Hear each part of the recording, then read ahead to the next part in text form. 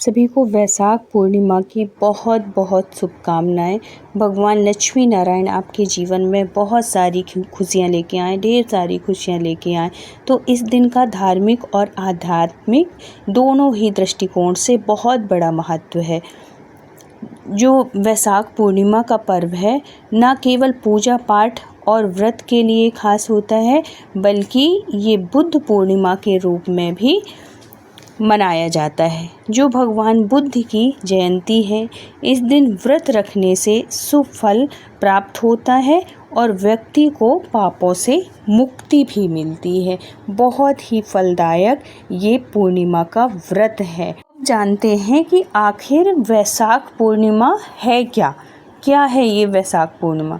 तो हिंदू कैलेंडर के अनुसार वैशाख महीने की अंतिम तिथि यानी पूर्णिमा को कहा जाता है वैशाख पूर्णिमा।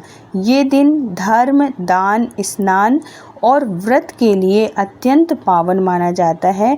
मान्यता है कि इस दिन गंगा स्नान और विशेष पूजा करने से विष्णु जी की प्राप्ति होती है।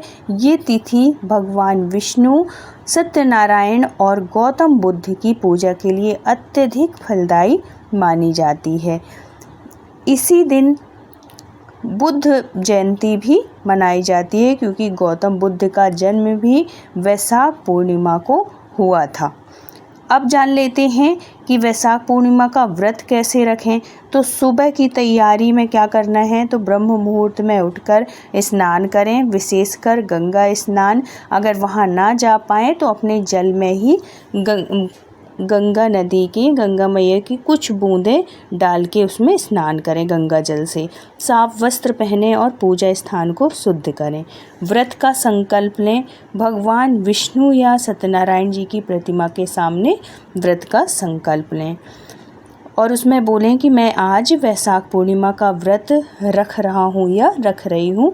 इस भावना से मन में संकल्प करें। अब पूजा सामग्री में आपको चाहिए कि फल, पंचामृत, तुलसी पत्ते, दूध, घी, दीपक, फूल, अक्षत, नारियल और मिठाई।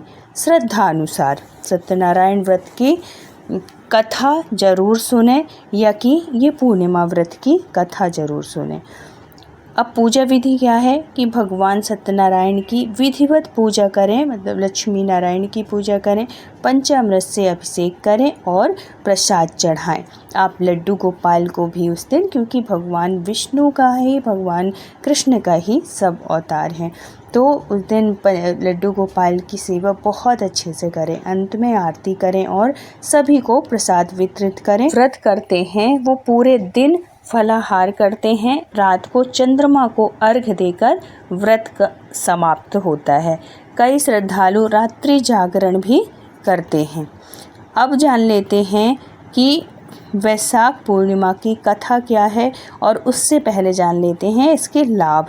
तो इससे लाभ ये मिलता है कि इससे मन की शुद्धि और शांति मिलती है, पापों का नाश होता है, जीवन के सारे पापों का नाश होता है, मोक्ष की प्राप्ति होती है, धन समृद्धि में वृद्धि होती है, संतान प्राप्ति होती है और पर्यावरण और समाज कल्याण के लिए भी ये बहुत ही अच्छी है। अब श्रवण करते हैं वैशाख पूर्णिमा की व्रत कथा। जरूर ध्यान से सुनिएगा, बहुत मन लगा के सुनिएगा। तो और वीडियो अगर अच्छा लगे तो प्लीज़ चैनल को सब्सक्राइब कर लीजिएगा और वीडियो को लाइक कर दीजिएगा। तो अब कथा श्रवण करते हैं। तो पुराने समय की बात है, एक निर्धन ब्राह्मण था जो जीवन यापन के लिए भिक्षा मांगता था। एक दिन एक साधु ने उसे वैशाख मास की पूर्णिमा को सत्यनारायण व्रत करने की सलाह दी। ब्राह्मण ने श्रद्धा से ये व्रत किया और धीरे धीरे उसके जीवन में समृद्धि आने लगी। उसी नगर का राजा, जिसे धन और सत्ता का अभिमान था, उसने इस व्रत को नज़रअंदाज किया। परिणाम स्वरूप उसके राज्य में अकाल, बीमारी और युद्ध जैसी समस्याएं आने लगी। जब उसे अपनी गलती का एहसास हुआ, तब उसने भी ये व्रत किया और राज्य में शांति और सुख लौट आया। इस कथा का सार ये है कि सत्यनारायण व्रत से जीवन के सभी संकट दूर हो जाते हैं और भगवान की कृपा प्राप्त होती है। तो इतना ही पुण्यकारी, इतना पावनकारी, पुनीत है ये व्रत कि जिसकी कथा सुनने मात्र से और इसका व्रत और पारण करने से बहुत ही फल की प्राप्ति होती है। तो हो सके तो व्रत ज़रूर रखिएगा।